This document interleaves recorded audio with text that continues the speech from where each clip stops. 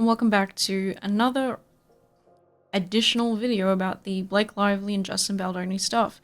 I have made it my personal crusade to investigate all of the different docket items, reading through them all, and trying to come to an assessment myself based on all the context and the, I suppose, evidence that you can get your hands on.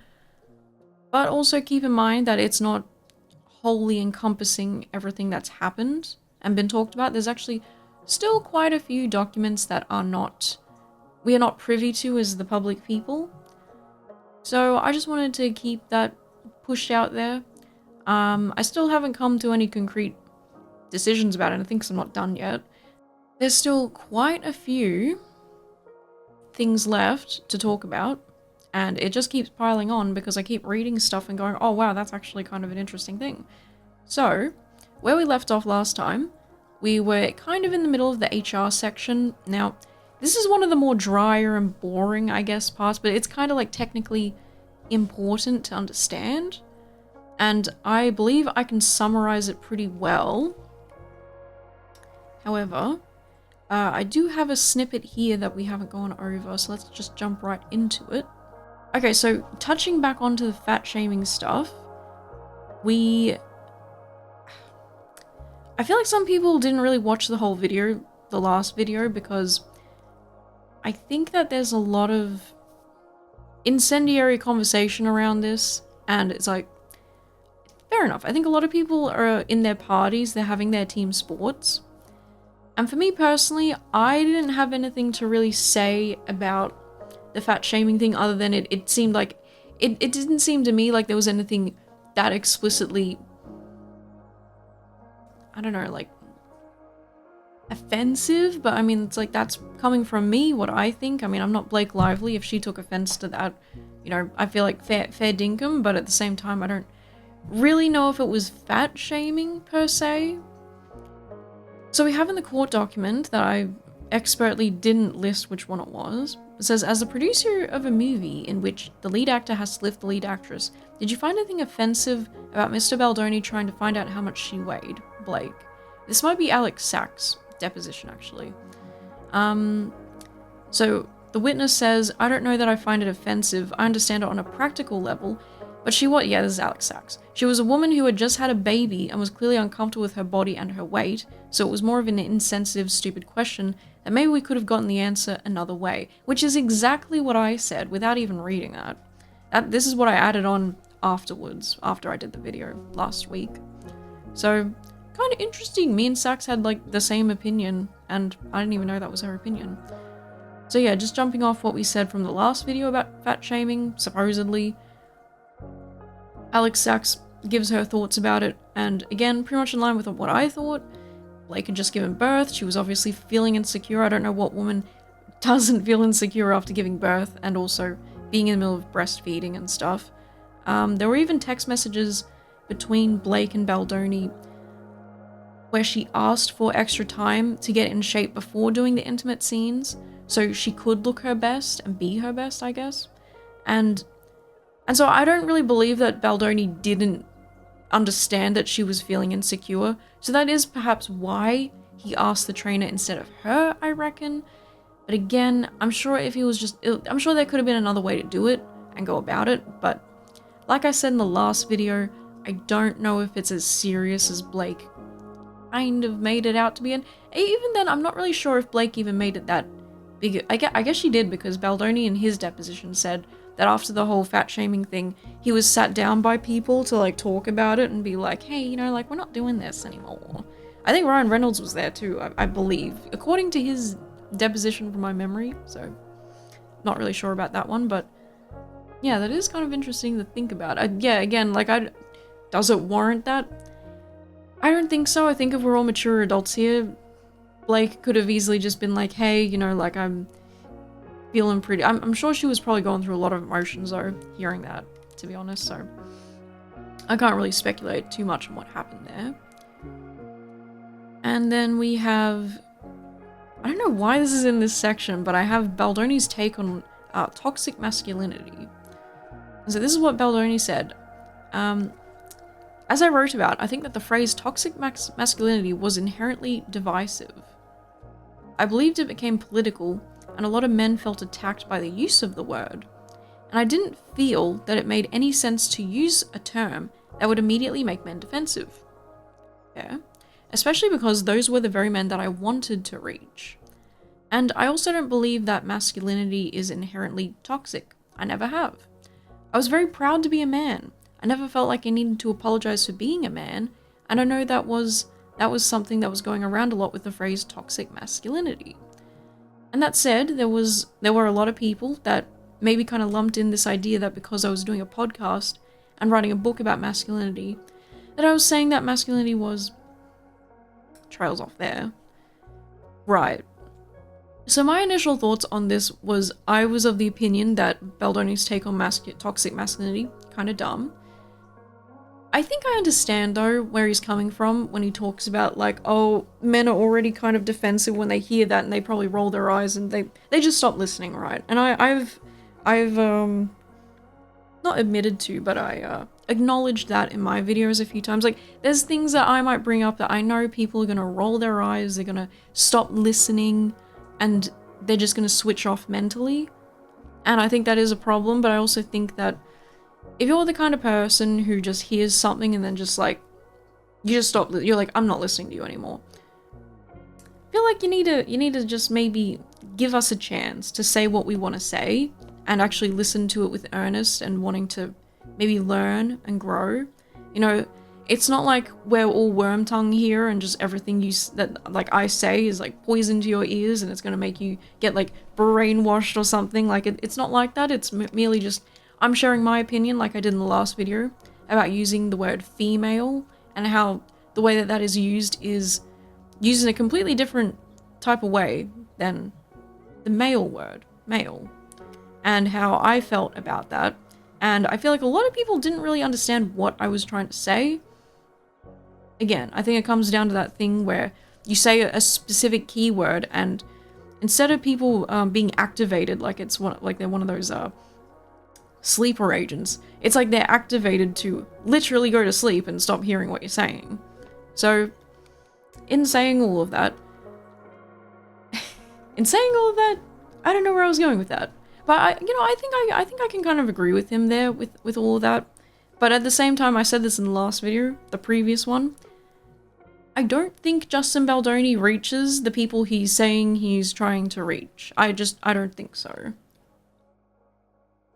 To be honest with you, I think a lot of the guys that he's trying to reach are the type of people who would just look at the entire Baldoni brand and persona and would just stop listening. Just based on the fact that like he goes out and he wears pink. He makes a movie about DV and stuff. Like these are the type of guys who all think that's like beta behavior. And so that's I feel like, again, I said this in the last video, his brand is appealing to the 40-year-old woman who didn't have the greatest, I mean, how can you be 40 and never have had a bad experience with a man? I mean, come on. But it's like a certain type of demographic. There's nothing wrong with appealing to that demographic. We all appeal to our brand demographics and whatever, if you want to say it in like corporate marketing terminology. We all have a person that we try to appeal to, I guess. Or even that we appeal to and we don't even mean to, but it's just like what happens. It's pretty unavoidable, I would say. And it's the same type of thing where I heard this mentality from Hassan. He would talk about it in his stream, and he'd say like, oh, I'm the left's, you know, big guy who looks like I could be right-winging, but I'm actually left-wing, and then making left-wing look cool to people who might be on the fence, in the middle, or on the right. And so Hassan always said that he was trying to appeal to these people who wouldn't give the left a second glance just because they think they're all like scrawny little snowflakes. That was something I heard a long time ago, back when I was a fan of Hassan's. And again, it's like that interesting thing where the more I watched, the more I realized his audience he's not really actually appealing to those people. Those people are, I would say, pretty impervious to his dashingly big muscles. The thought that his dashing big muscles couldn't turn people from the right to the left. So, no, I think when I hear this kind of thing, I'm kind of skeptical. I don't think that you're actually doing what you're saying you're doing. So, yeah. And then I think that when it comes to saying toxic masculinity, here's where I differ on the opinion with Justin Baldoni about like what toxic masculinity is. And for me personally, I don't want men to feel shameful or bad for being men. But then you open up the question of like, well, what is it really to be a man? What is it to be a woman? And that's when I start thinking that we're kind of talking about these gender roles. Every time I talk about gender roles, I think about bread rolls for some reason. But we're talking about like gender roles, right? Which is a societal construct of what we think is male traits and feminine traits. And some people have told me like, oh, there's a role that men have to play and a role that women have to play. And I've said, okay, can you point out what is an inherently female and what is an inherently male trait? And for some reason, people kind of get stuck there and don't want to inform me on what is a inherently female thing to do and an inherently male thing to do.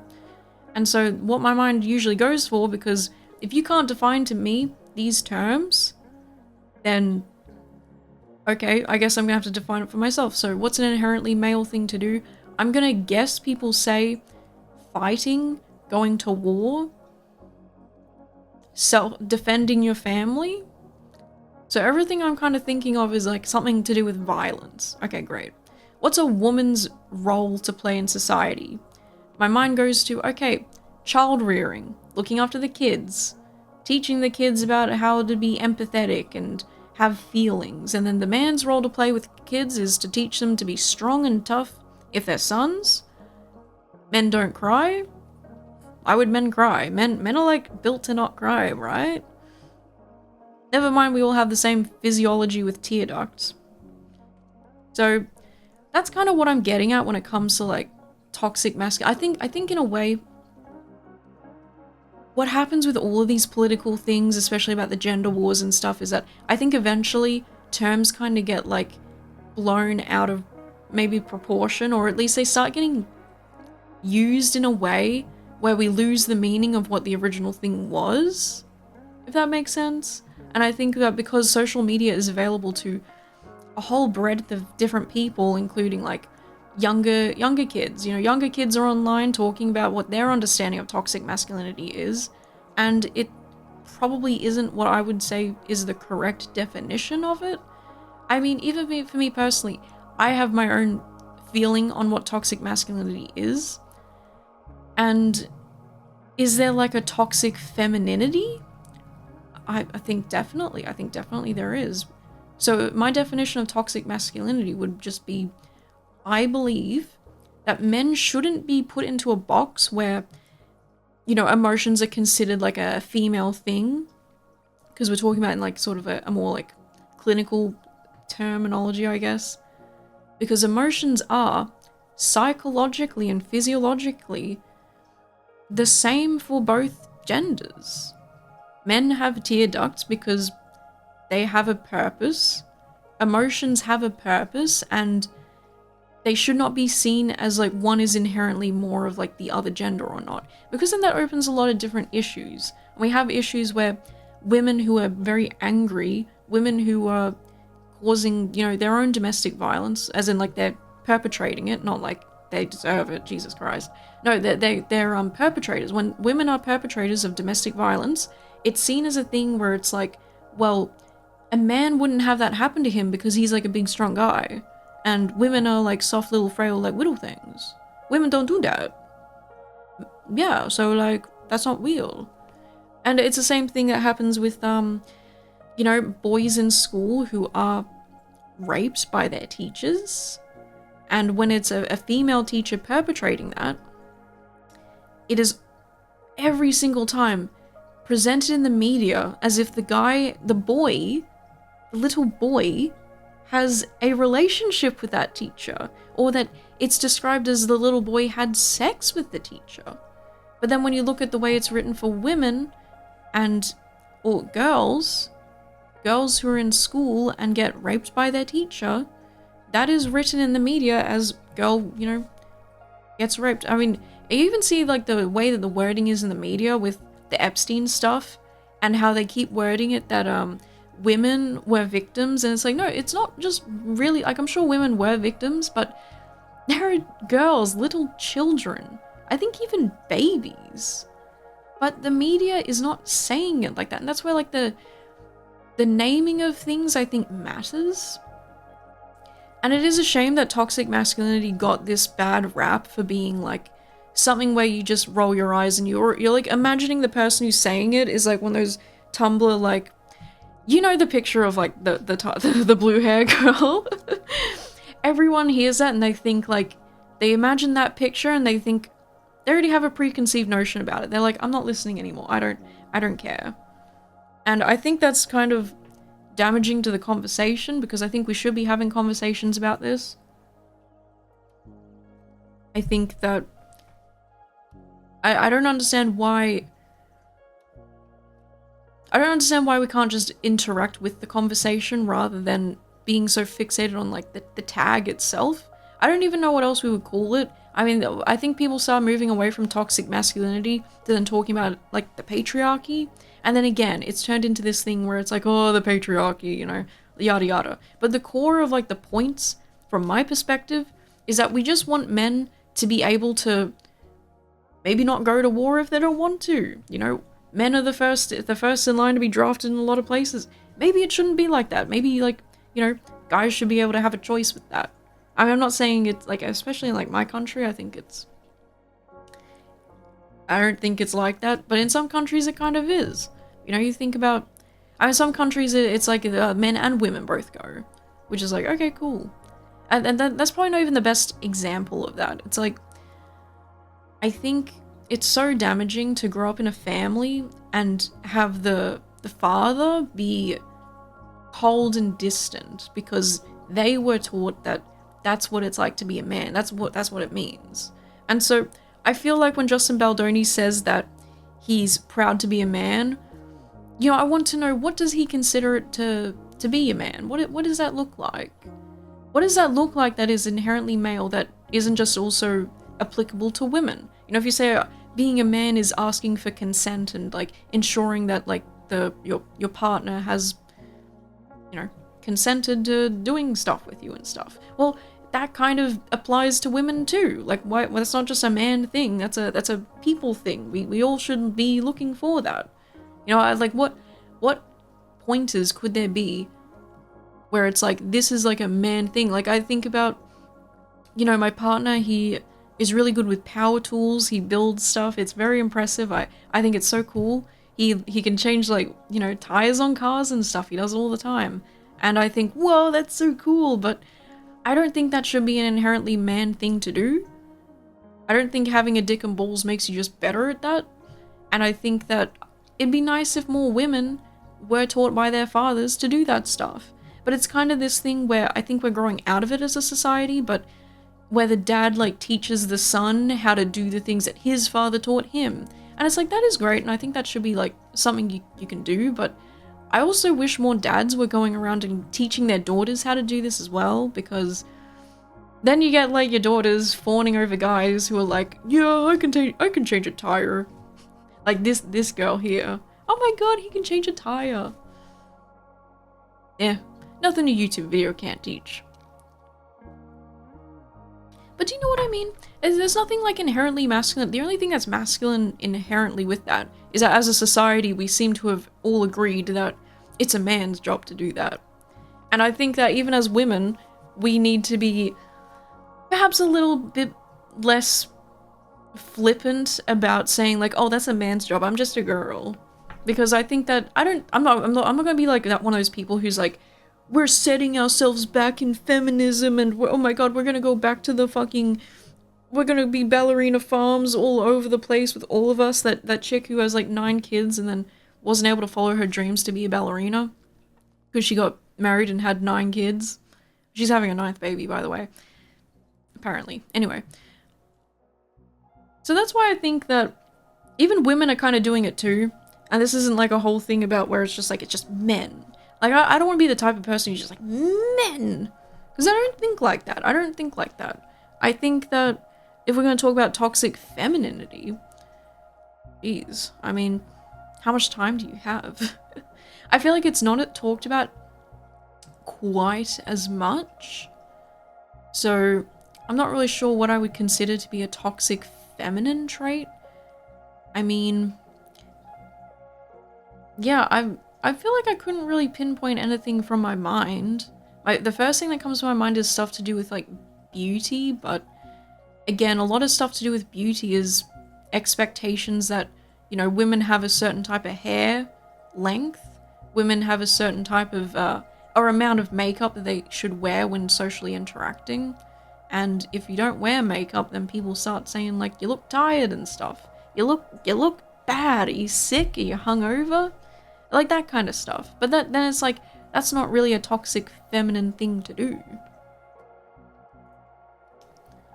So, I don't really know what would be toxic femininity. Maybe it's like when mothers don't talk to their daughters about like periods and stuff, and it's like, there's like a shame around that. But then again, it's like, well, that shame I don't think is really...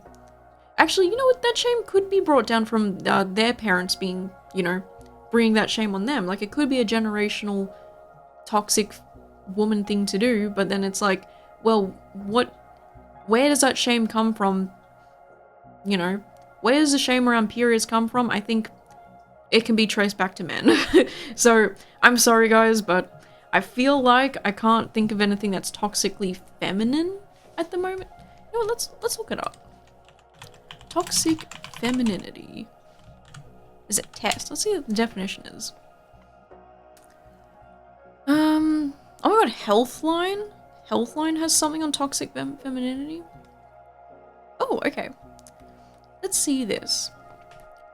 So it's not clear who first coined the term. Various sources talk about 2018, when social psychologist Devon Price wrote a Medium post about it. Okay. The definition of the term can vary slightly, depending on the source. A common anti-feminist misconception suggests that it means using feminine qualities to manipulate men. Feminine qualities to manipulate men. Yet most experts agree that toxic femininity involves restricting your behavior to fit stereotypically feminine traits that men supposedly find pleasing. Which is kind of what I was talking about with the beauty and stuff. Again, a lot of that stuff I think is to appease the male gaze, as we could say. It says toxic femininity can affect your health and well-being in many levels. Yeah, because you're sacrificing your self-identity to conform, fit in, and doing stuff that you maybe wouldn't normally do.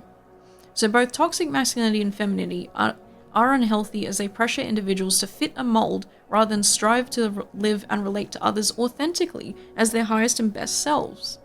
Again, that's what I mean by men and like primarily like the way that masculinity says that emotions are just like they're not for you and you can't. It's like that age-old thing where we talk about how men don't talk to each other about like their problems. You know, I see it all the time with men that I know personally. It's like, oh, they're in a relationship now. It's like, oh, did you ask like what she liked? Did you ask them anything about that? And it's like, no. It's like, you didn't ask your friend how their new relationship is going, how it's blossoming, blooming. A lily blossom blooms. Like, you didn't ask them about that? It's like, no. I was like, well, what did you talk about then? It's like, well, we just talked about like a football or something. It's like, as a woman, I just don't get that. Because when it comes to, and it's like this thing where guys are like worried to impose on their friends by asking them questions about like their personal life. And I know that like that comes from like a very like complicated thing where it's like, if you've grown up being taught that this is the way, and then suddenly everything's kind of flipped, and now it's like people are like, you should be talking to your friends about these things actually. And then it's like, well, you don't know what your friend's like. Your friend could be one of those people who's like, we don't talk about that kind of stuff. But I think that the only way you get more used to it, guys, is if you keep doing it. Is if you just keep trying. And if you have friends who are like, why are you asking me about my personal, like, relationship, then I think you're just like not friends. I think that like you just don't have that close of a friendship. Does that make sense? You should be able to talk about those things without feeling like you're imposing, but I know that feeling of imposing comes from like the lack of familiarity? The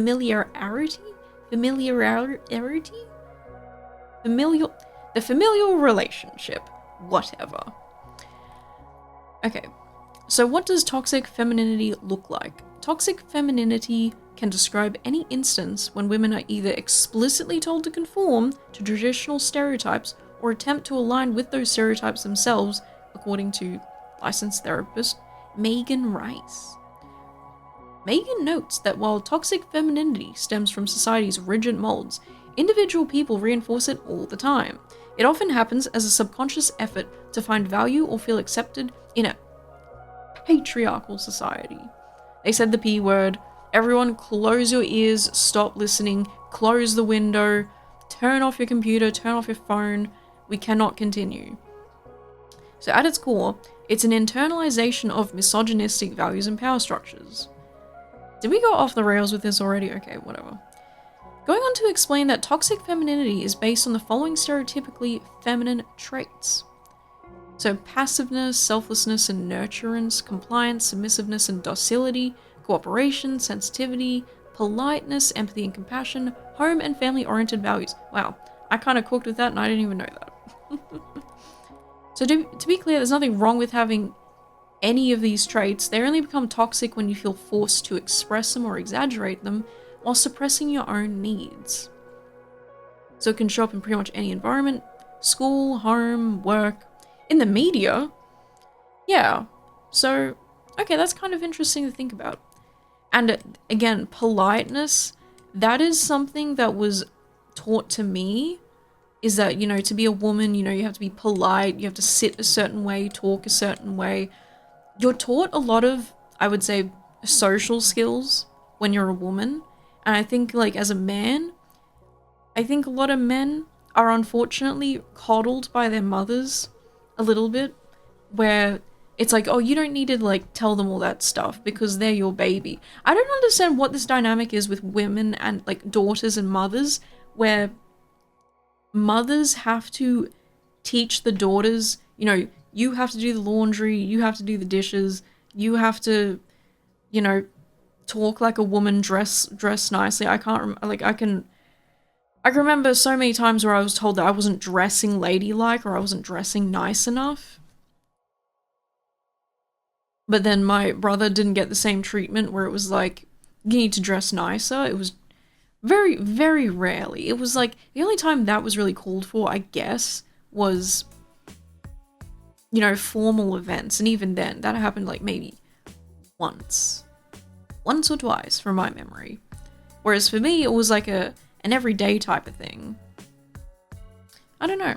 But that's kind of like what my experience is with that. And I think that, yeah, I think women definitely can be exhibiting. They can be exhibiting this toxic femininity, but toxic femininity, I think, also comes from, you know, what they said, patriarchal society. I'm sorry. But these are the words you have to use because these words have the meaning that mean the thing that I'm trying to say. If we break it down, the words have a meaning. Look into what the meaning of patriarchal is and understand that I'm not trying to just say buzzwords just to be buzzy. I'm not BuzzFeed. I'm just me. But I'm just saying these things because these terms, they mean something. And they're very good for explaining what you mean when people understand what you mean. Does that make sense? I hope so. So, that's kind of just what I thought about like the Justin Baldoni stuff when it came to him talking about like masculinity. Of course, this is like a deposition. He doesn't have the time to explain all this different stuff, and to be fair, I haven't read any of his literature. I haven't watched his fucking podcast where he's talking about what it is to be man enough. I think I remember his TED talk where he was like, you know, are you man enough to call out your bros in the locker room when they, you know, perform locker room talk, which is usually like, oh dude, I met this sweet ass high school girl the other night. You know, that kind of shit. And you know, to Baldoni, I think he said being man enough was being man enough to call it out. Okay, I mean, to be honest, I would just consider that, again, like a people thing. I would just be like, listen, if I was with my girls talking and they started suddenly talking about, like, you know, their man's penis size and if it was good enough for them or something, I'd be like, that's literally never been a conversation in my life, but I'm just saying, like, as an example, if they started talking about, like, I don't know, their partner and saying, like, oh, my partner has, like, a weirdest shaped head on there, you know what, I'd be like, what the fuck? I don't know, like, what? Why do you care? Also, don't talk to me about that because I don't want to think about that. Like, that's very inappropriate, and I think that I would not like that. I would not like to talk about someone's boyfriend's penis to somebody. That's really weird to me, and I think that why do men like doing it to each other? Actually, you know what's something I remember? I remember a bunch of boys in my high school, when I went to high school, obviously, they started bragging about how they all went to their friend's house during lunchtime because someone lived, like, close by, and they all watched porn together. That's, like, really weird. Are you man enough to stand up to your boys and say, hey, I don't really feel like getting an erection around you guys right now. Like, it's like a weird memory, and they were bragging about it too. It's like, okay, I mean, yeah, you looked at porn with your mates, so that's a thing, I guess. And you know what's interesting is I don't even think that's, like, a rare experience. Like, me hearing about that, I don't think that's actually that uncommon. But anyway, so that's Baldoni's take on that. I just thought that was interesting. That's why I left it in here. So moving on to, like, the HR stuff. Now, again, I feel like I can kind of summarize this, but they kind of talk to the Wayfarer HR lady, Emin, whatever her name is. Wait, is it Cynthia? Wait, who's Emin then? Oh no, I think Emin might be a lawyer maybe or something, I don't know. So Cynthia is the head of the HR for Wayfarer. I think she's the only person who does HR. She has a helper called Task Miskovitz. Misk. I'm just gonna call it Misk. Miskovic. I think it's Miskovic. Anyway, so they kind of say that, like, the only HR complaint Wayfarer received related to the It Ends With Us production is one person who was a sound engineer who interviewed for a position on the film, but then wasn't accepted. So then they filed a age discrimination complaint after learning they weren't selected to be hired. And judging by that sounding, I'm just gonna say that sounds like that could have been, what's his name? Jake Doolittle? I bet that was Jake Doolittle. I'm just joking. So that's the only complaint that they received at Wayfarer. Now, you might be thinking, like, whoa, Blake Lively never went to Wayfarer to submit an HR complaint? That's so, oh, she's so cooked, fam. And I have to say, I don't think it's as simple as that. I don't think that's the case. After reading the depositions of Alex Sak, Ange Giannetti, Jenny Slate as well, they were all very interesting, but there's this, to summarize basically,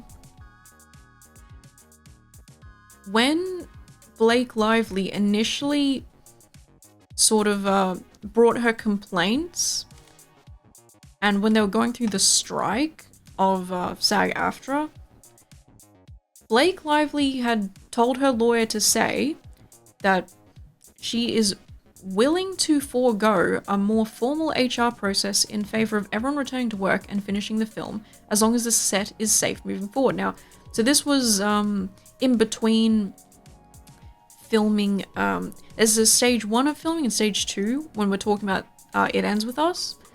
And so after stage 1, I believe, we have the strike.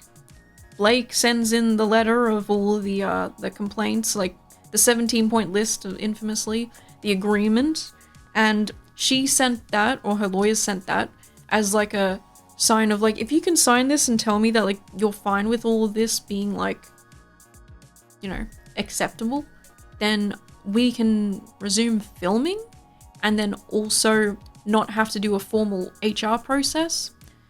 Because in order to do a formal HR process, I am under the impression that that would require pausing the filming or pausing production to perform an investigation.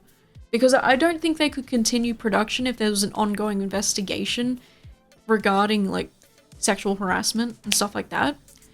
So that I think is important for you to know about and to think about, is that she did initially say she didn't want a formal HR process because we want to film, we want to get this over with. And also there's a lot of people whose livelihoods are kind of on the line with this job. A lot of people probably can't afford to just have the job finished. So I think that that's like a consideration for everyone involved. And I think that's unfortunately, that's like what had to happen. Now, if you want to look at it the other way, other people have looked at it as like the agreement list was a form of manipulation or leveraging. It's like, oh, well, if your star actress doesn't want to come back for the second round of filming, then the movie's over.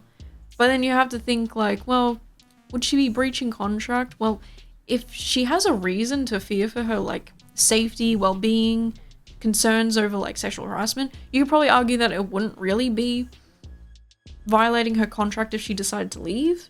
And then in the case of like, if we're imagining that she could just leave, then the movie would be over. The movie would be done, so. Because then you'd have to reshoot all of this stuff. And they've already put so much money into it. Sony's put so much money into it as well. It's like, it's one of those things where I can see how the men would be put in kind of a rock and a hard place with this. It's like you kind of have to agree with it. And so in their kind of email, they just said like, listen, we'll agree to it. We just don't agree that like certain things have happened. But we of course we agree that there shouldn't be any sexual harassment. Like, who wouldn't agree to that, right? That's kind of the argument on their side. And so I just think it's interesting that people point out that Blake didn't notify Wayfarer of wanting to do HR. It's like, of course they wouldn't have an HR thing listed because she didn't want to do that. And on top of that, Jenny Slater talked to Alex Sak when she was concerned, when Justin had called her sexy and stuff. She talked to Alex Sak, who was the, she like assistant director or something? I can't remember her role. I can never remember some of these things. It's a lot to take. I'm sure for you, you're probably like, who the fuck is Alex? Who the fuck is Angie? The only reason I know the name so well now is because I've read so much stuff. So, Jenny Slater talks to Alex Sak, says to Alex Sak that she's like concerned. Alex then talks to Angie and goes, Angie, we got a big fucking problem. We need Jamie Heath out because Jenny Slater said she did not want to ever see Jamie ever again. I have a point here. I'm getting to it. So then Angie talks to, I believe, Blake Lively. I think Blake Lively talked to both Alex and Angie, but I think she talked to Angie because Angie was the Sony representative. And Sony had agreed, and Alex thought this was a good idea, Sony had agreed to take on the role of doing HR type stuff, to handle the complaints, etc., etc. Because it was such an important thing for a production like that to at least have some, you know, checks and balances, right? And to handle such an important thing, Sony felt it was right for Sony to be the ones to do it because they're, you know, they have all the experience. It's fucking Sony, dude. They have the experience, they know what to do, they're prepared for this shit. Whereas clearly Wayfarer, even judging by like what everyone said about the set, is that Wayfarer was very much not ready to handle a project like this. Allegedly. Like that's kind of what people said, is that, especially Alex Sak, she was like, the first round of filming was pretty disastrous. It wasn't handled very well. And they had a, or maybe it was the AD then. Yeah, I don't think Alex Sak is the AD. No, the AD was some other lady who they end up firing because she wasn't like good enough. She only did like TV and pilots, whereas they needed someone who could handle a lot of the other stuff. because apparently the assistant director, they kind of, I think that's what the AD means. They have to handle the timing of like everything. They have to organize all the departments. They have to make sure the departments are all on time for like certain things. And they have to be really, really good at communicating with like everybody. They're like the network that gets everything connected, I think. That's based on what Alex Sak explained. And I don't even know why I'm talking about that. So anyway, it's just interesting that Blake did talk to the Sony representative about her issues. She talked to Alex Sak about it too. Again, I think Alex Sak is like a producer. I don't really remember what she was doing. She's important. She's important though. And we'll get to that later. Maybe not this video, holy shit. So, yeah, so then Ange Giannetti, when she was talking, it's like, I believe it was Angie. It was either Angie or Saks. I think it was Angie, yeah. Angie said, do you want me to do something about this to Blake Lively? When Blake Lively was sort of talking to her about like all of her issues, and Blake said, no. I'm not looking, like, Angie was kind of like, do you want me to do like a investigation, conduct like an HR thing? And Blake said no, which again is in line with her wishes for filming to continue and to forego a formal process for the sake of continuing the film. Now, whether you believe that or not is up to you. I mean, to me, it's like it kind of makes sense. I think it's fine. She's just notifying people, and she wanted the Sony representative to remain on set. And Alex said in her deposition that it wasn't really normal for the company representative to be there like practically every single shoot.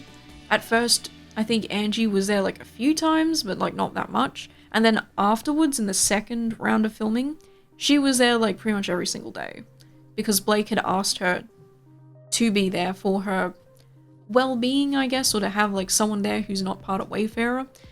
And you know, the way that the set would have worked if it was just Wayfarer handling all like the disputes and like HR kind of stuff is that, as Alex Sak said in her deposition, if you want to report something that you're concerned about, or you know, you're having issues with someone, you report it to either Baldoni or Jamie Heath. And the problem is, if Baldoni and Jamie Heath are the ones who are perpetrating these things, it's kind of like, well, who watches the watcher, right? Who like is above the police? Who watches the police and what they're doing and make sure that they're doing like the right thing, right? Who is saying to Justin and Jamie and going like, you need to be more careful, you need to be in line with this, you need to be blah blah blah. Like, it's their company. Like, Justin is like co-chairman with Steve Sarowitz, and then Jamie Heath is like the chief. He's like the COO, chief of operations or something. But it's still like, it was, the way that it was managed is that, according to Alex, if anyone wanted to say something, it would be to either Jamie or to Justin. And then even Alex had her own issues. Jenny had her own issues. Jenny understood that when she told Alex that she never wanted to see Jamie again, she understood that she'd have to see Justin. But Jamie, not so much. Jamie didn't have to be there. Jamie was not needed. But again, it's like this thing also where Jamie and Baldoni are like, you know, they're great friends, they know each other very well. If you complain to Justin about like Jamie's behavior, it's probably just not going to go down very well. And then it's also like with Alex Sak, she couldn't complain really formally either, because she is a subordinate. She's getting paid. Like, Jamie is writing the checks. Justin is like the director. If she has problems, she can't really quite trust that she can complain about them and then not be like discarded. So I think it's a really convoluted situation. And that's kind of all there is, I guess, I can say about the HR stuff. That's all based on what I've read so far. I don't believe there's anything else talking about all that jargon. So that's kind of like the worst part of it, I think. Like the most boring part. So, yeah. Alright, so this is actually the agreement. And it's the chain between like all the items for the agreement. So Lindsay Strasberg is the lawyer for Blake Lively. And then Emin Medziane, I think is the Wayfarer or something, or one of the Wayfarer maybe lawyers and such. I don't really know, who cares? So Lindsay is saying, the list we provided was not intended as a starting point for negotiation. Rather, it is set protections that need to be in place in order for our client to return to work. Please let us know as soon as possible whether Wayfarer will agree, yada yada yada. And I think there was some certain points that they were kind of like, oh, we're not sure if we can agree to these, yada yada. So they kind of message and talk about certain points, such as number 14, in addition to the stunt double, Wayfarer to engage Blake Lively approved body double for characters in simulated sex scenes. Yada yada yada. I think 15 was in relation to Blake had to approve of like, I don't know, shots where it was like intimate scenes or something. I don't really remember actually. Yeah. So then Wayfarer team says, oh, we take these concerns very seriously and look forward to resolving them. Wayfarer, Sony, and production respectfully acknowledge that your client has concerns regarding safety, professionalism, and workplace culture, although our perspective differs in many aspects. Ensuring a safe environment for all involved is paramount, irrespective of differing viewpoints. So they're just saying, like, listen, we all agree that at the bottom line, we want it to be safe and respectful, but we have differing viewpoints on, like, what has happened, I think. So regarding your outlined requests, we find most of them not only reasonable, but also essential for everyone involved. So they've agreed to everything, but number 7, they waiting for clarification.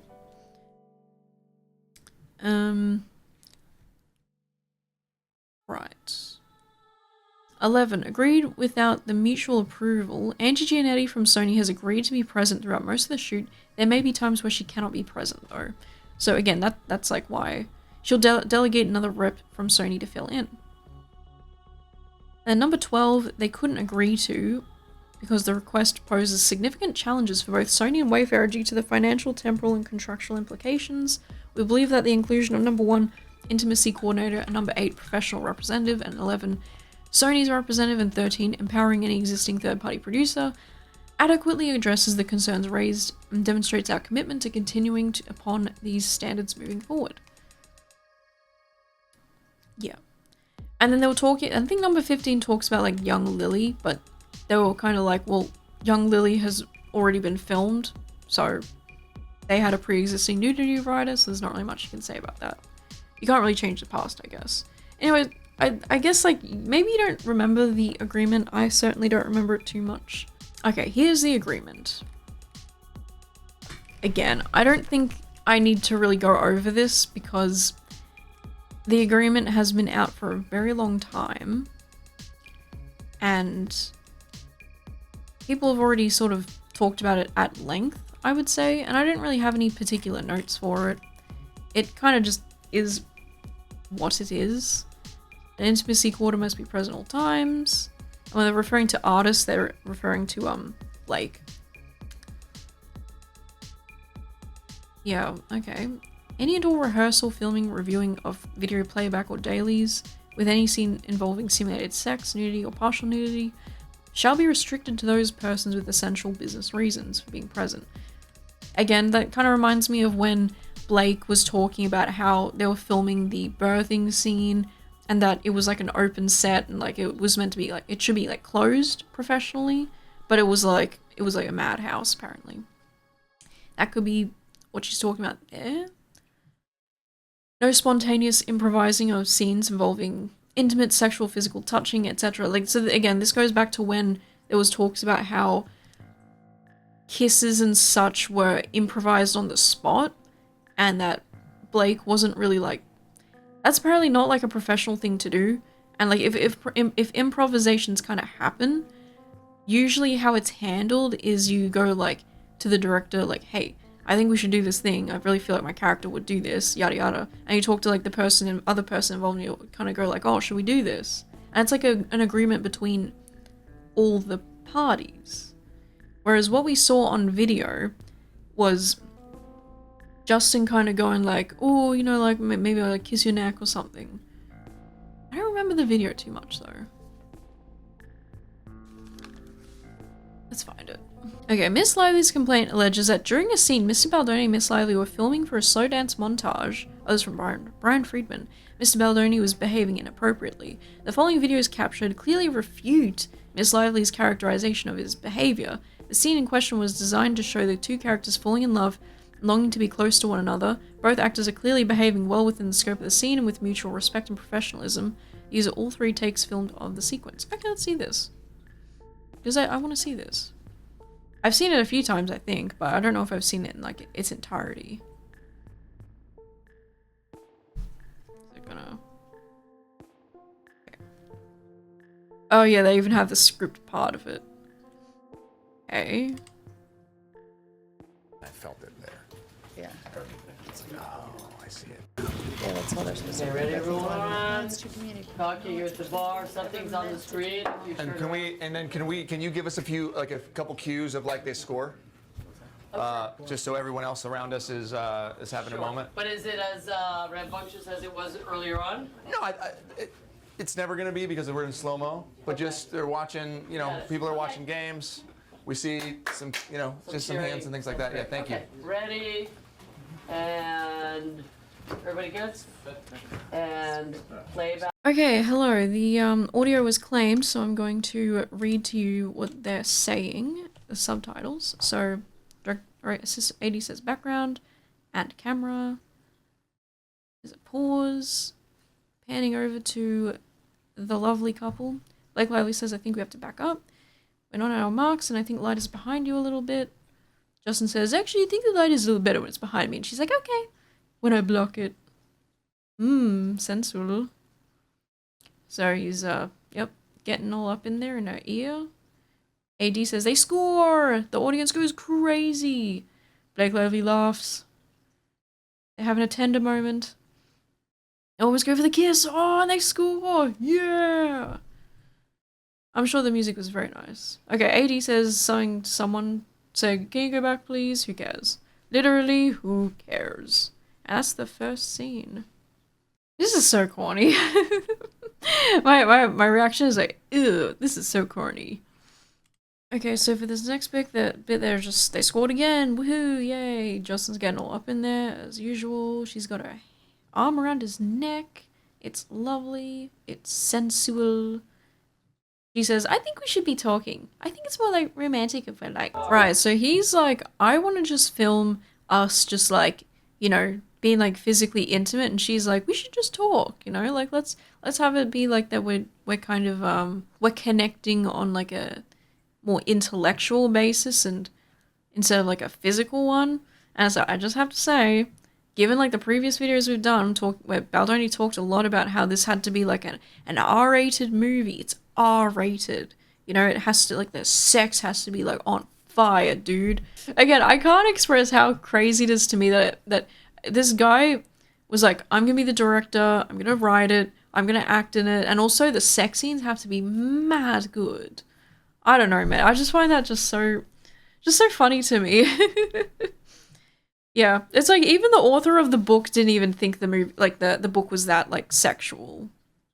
It's so interesting to me that he interpreted it that way. Again, Sam, dancing and talking, it's more romantic. We love it. He says, absolutely. She says, I don't think it's more romantic. He says, because with the moment you kiss, you give them the thing they want to see. You know what I mean? Yeah. Yeah, and you know what? Blake's giving, dare I say, her female gaze. And again, this was pretty much in line with also what Colleen Hoover had to say about this kind of stuff. Where what 50 Shades of Grey got wrong is that they kind of just give you everything, but they also focus it in a way that I think a lot of even fans were kind of disappointed. And Colleen was sort of saying that when it comes to like romance and building it, it's not about like being super obscene or being super explicit. It's about like really subtle things that maybe you don't really think about at first. It's like the as I said, stolen glances, grazing of like the hand, maybe like it's like you think about when you're first like having a crush on someone in real life, and then maybe like all the little things, all the little interactions you might have with them that kind of make your stomach flutter, like you get butterflies and stuff. All the little things that make you like excited, and all the time it's like really innocent stuff. It's nothing that's like super explicit. And I guess Blake is just giving her perspective on that. Listen, talking would just be like really cute, you know? And he agrees, so I think that's yes. So they should feel like that's why almost kissing is also good, yeah. But we're still talking.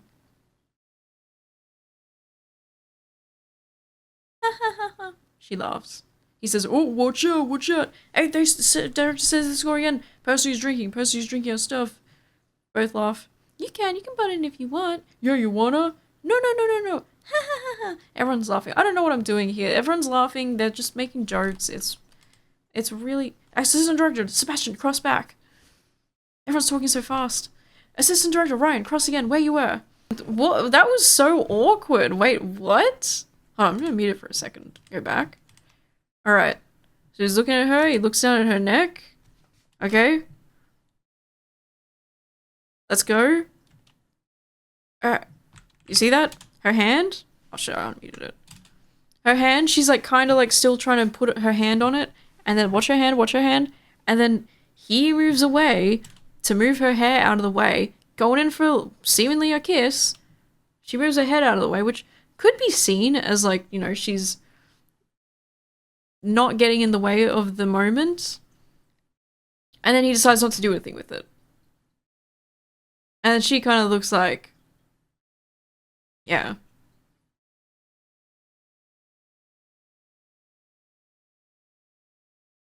And then he's doing it again on the other side. What was he doing?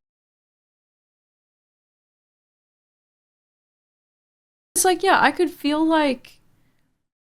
I think that could be seen as a pretty sensual thing for like that scene and for the audience to see. And I think that that's...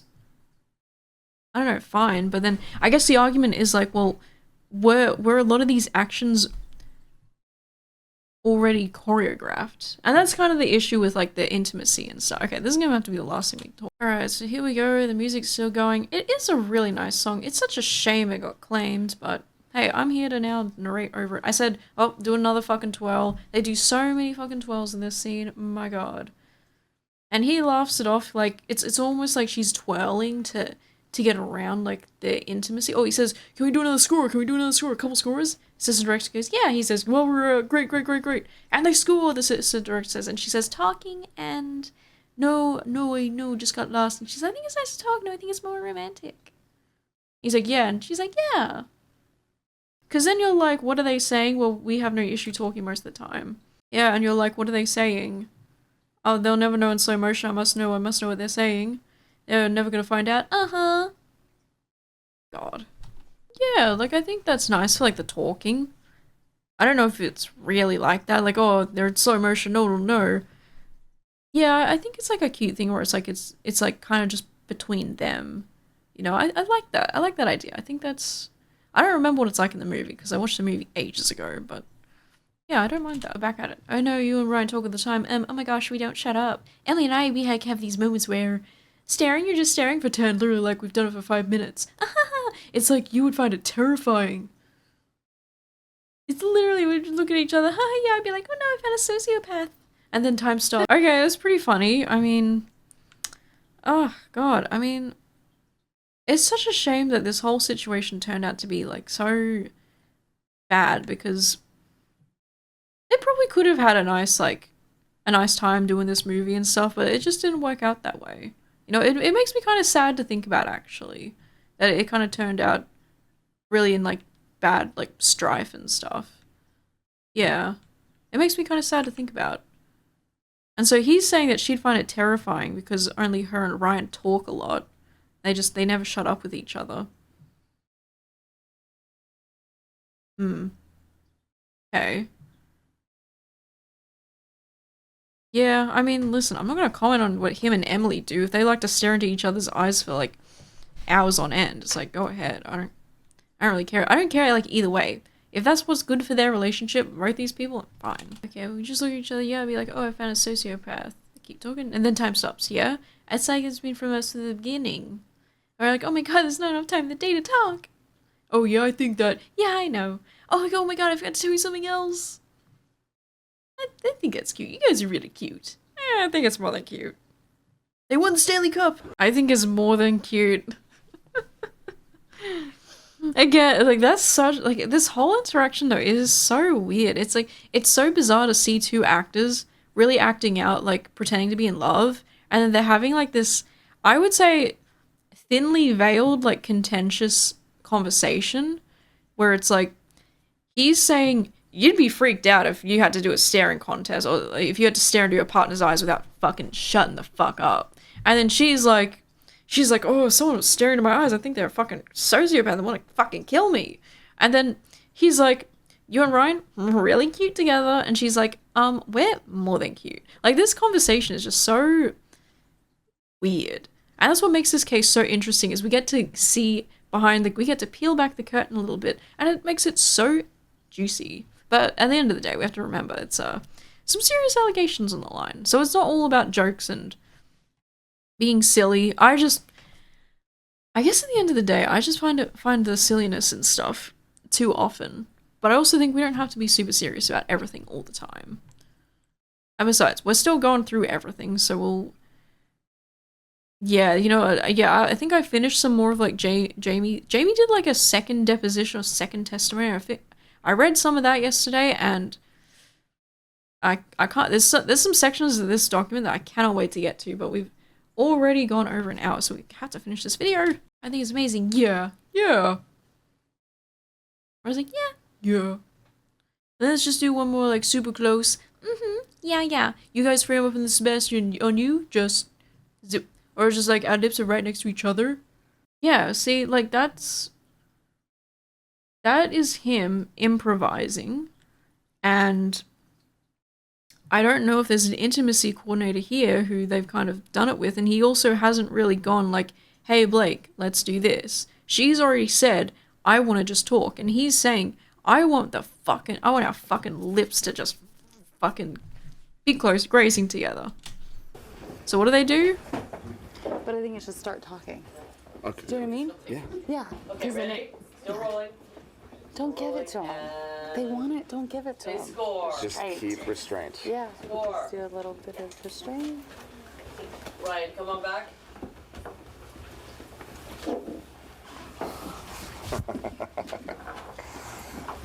And the couple by the bar walk towards us, cross. Who is that? No, your name. Sorry. Ponytail lady. And then Cross this way. Sorry, I don't know your name. Ponytail lady? Oh my god. Cross this way. Take your date and cross this way. Okay. that's so nosy. I know. And my Noses. and my nose is so big. Yes. I was hoping that we could address this. It's not too late. Just gotta. So, for context, if you didn't know, if you ever watched Sisterhood of the Traveling Pant, I think it was that one. Dude, there is a time when Blake had her original nose. Can you say that? OG nose? She had plastic surgery to change her nose. And so she obviously, again, it's like this woman is obviously like, she's insecure, she's trying to fit into like a mold and stuff. And listen, I have to say, I feel like her nose fits her really well. I think that the only reason it's so jarring when you watch her older stuff is that you do notice it and you go like, oh wow, that's her old nose. And it's like you're so used to seeing her with her current nose that when you see her old nose, it's like, whoa. But she was obviously trying to fit in. And hey, maybe we can bring it back to that toxic femininity thing. And I think with Hollywood and being an actor, you kind of have to engage in that. You have to become, it's kind of like either what people think a woman should look like, a white woman should look like, and then you can be like, you can either be the skinny white woman who's like, main character syndrome, or you can be the fat friend. That's kind of what Hollywood's all been about for a long time. But people say she's like joking here. I think she is kind of joking here, but it's like a very poor taste. I think Blake Lively tries to do this thing where she tries to embody her husband's sense of humor and stuff, and maybe they do have the same sense of humor, but it's like, I just feel like it's like this is not the time to do this. Like, let's not talk about noses and stuff. It's like, she feels very nosy because she's very sensitive about that whole part of her body, I think. And Justin's nose looks fine. Like, there's nothing wrong with it. It is interesting that if a woman had that kind of nose, though, people would not be fine with it. I'm just saying, wow, I feel like the last 2 videos have been so centered around these topics, but it's really hard not to talk about them. So they're joking about him getting a nose job. Okay, rude. A shutdown, we're gonna call an insurance month and just deal with that. Yeah. And then, Cut. just kidding. No, it's true. That's why we hired Jenny Slate too. Our noses. Jesus. I get, you know what, Jenny Slate has her OG nose and she looks fabulous. She's a queen. She's an icon. So if you're like, oh, we missed some stuff. Yeah. They know each other better than that.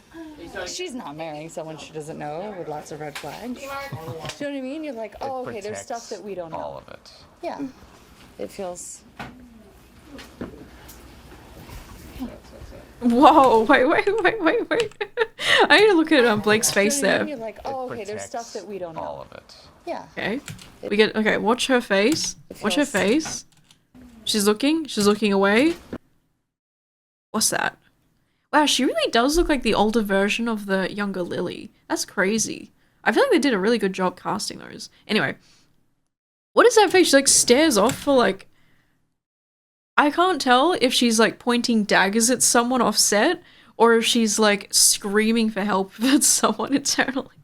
I can't tell. I'm sorry. I'm laughing because it's just like the idea of her giving daggers to someone who's like maybe being noisy or something. I know that happens a lot with Hollywood sets apparently, where there's like a big time AAA actor and they're just like, Ellen DeGeneres, you know, don't make eye contact. What is with these celebrities and not even wanting eye contact?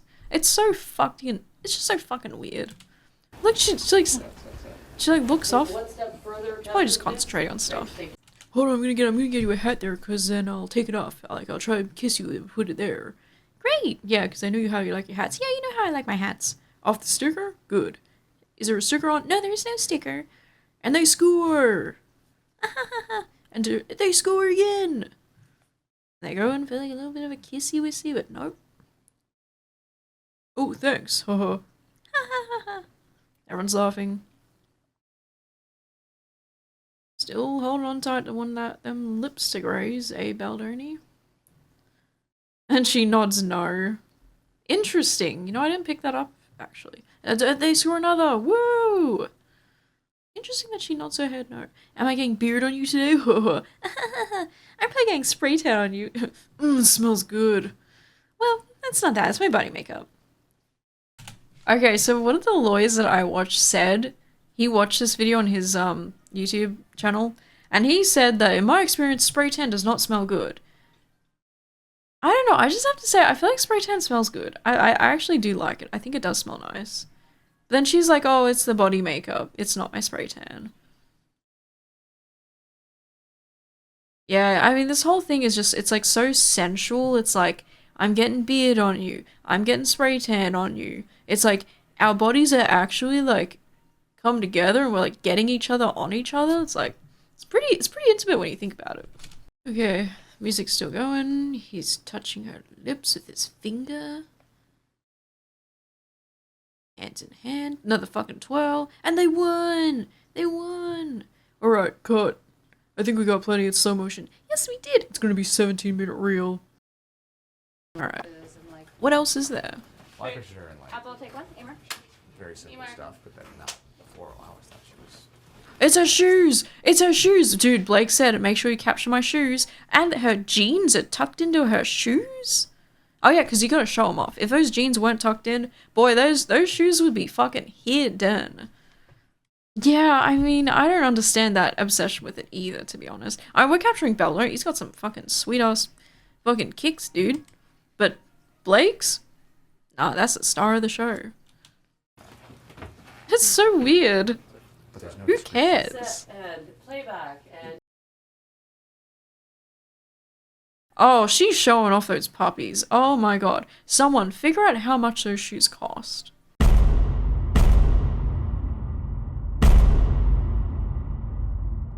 She's like, she's mogging us. She's frame mogging us with her fucking high heels and probably how expensive they are. My god. Alright, she's showing off her feetsies, and I said in this clip, wow, it's no wonder people don't like her. Because of the shoes. Wow, this is a lot of foot action in the last part of my video. I didn't expect this.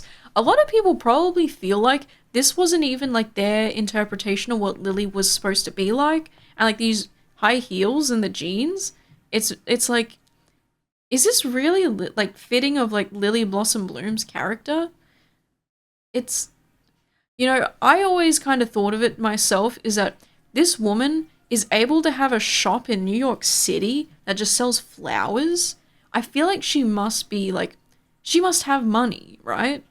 And so to me, it wasn't always that weird that she maybe had a more, wealthier wardrobe, but I'm also the type of person who doesn't just look at something and go, oh, I know where that's from, I know how much that is, I know how hard those are to get. I'm not that kind of person either. Like, I think the only notable, like, expensive fashion thing I know of is Louboutins. Are they Louboutins? But then it's like, what's Louis Vuitton? Louboutins? It's like the ones where the black heel with the red underside, like, those I'm kind of familiar with. That's like the only thing. So, again, I haven't read the book, so I don't know what Lily's character is actually meant to be like. It's kind of like a weird thing, you know? It's kind of like odd choices, you know? Okay, so we got small foot action, and then I was kind of pointing out, I think, Justin and his outfit, his fit. You know, would a neurosurgeon wear that? I think I talk about that next. It's like, would a neurosurgeon wear this? He's got the nice watch, I guess. But would a neurosurgeon wear those types of shoes? Those pants? I don't know. Who gives a fuck? That's kind of what my mentality has been for the most part. Is like when we have all these other things to worry about, it's kind of like, who gives a fuck about this? You know?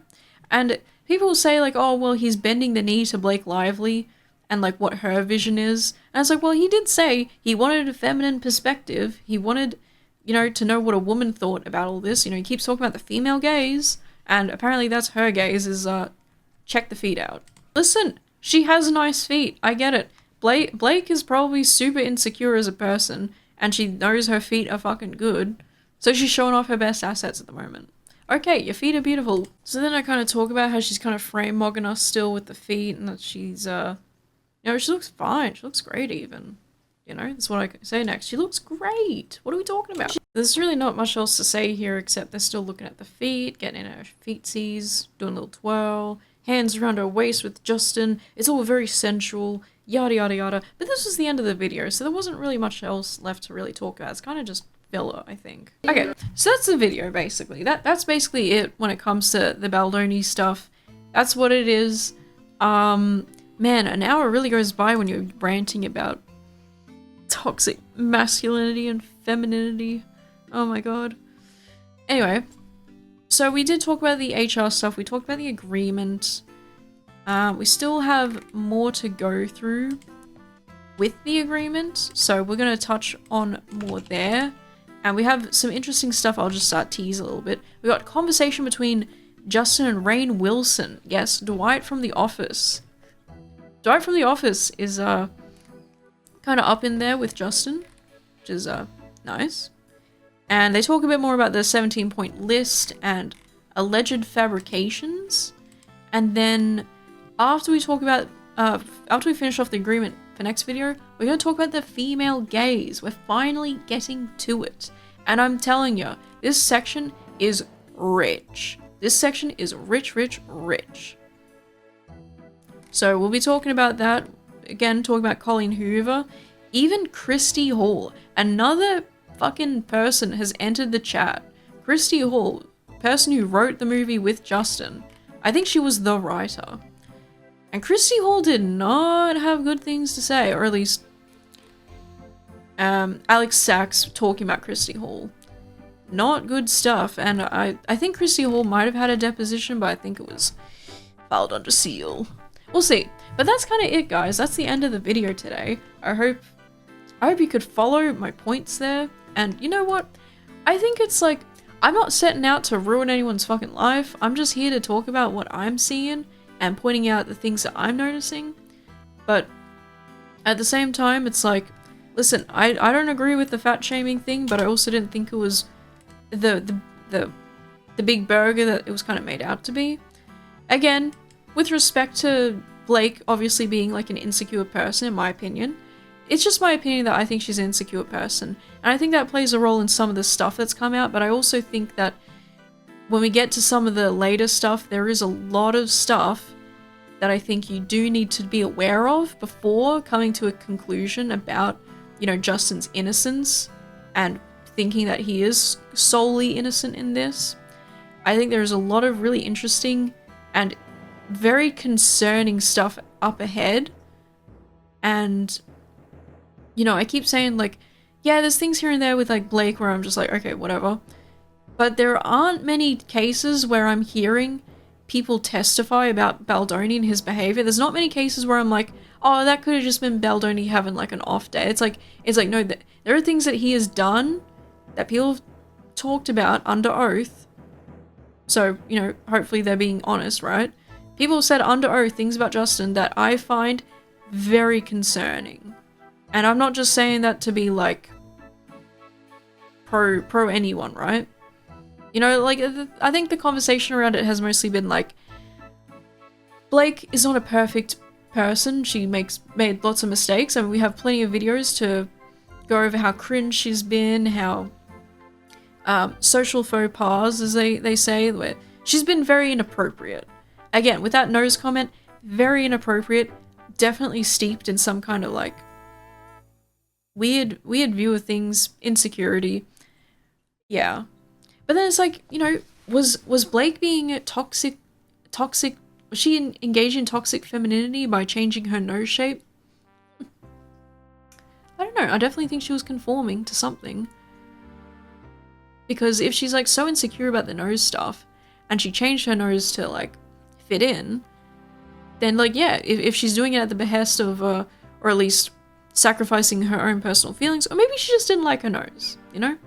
Well, this isn't a video to talk about plastic surgery, really. But it's an interesting angle and part of it all.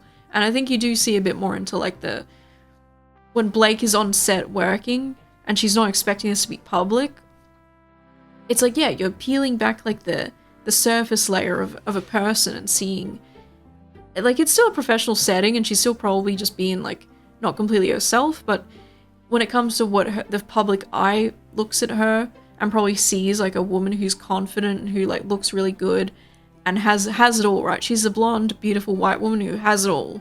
And then you see this stuff and it's like, these people are just as insecure, if not more so, than, like, normal people, like, all of us combined, you know? And so I think it's an interesting to think of.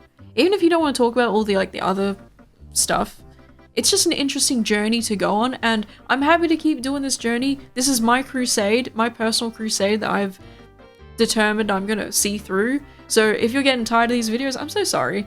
I think hopefully we'll get through them, but it's proving to be very hard to do. I think maybe at some point I'll do, like, a summary video and summarize, like, everything, maybe? I'm not sure. Anyway, I hope you could follow along, and, you know, if you liked it, like, subscribe. If you didn't like it, I'm sure you'll let me know about it. So, thank you, and I'll see you in the next one. Bye!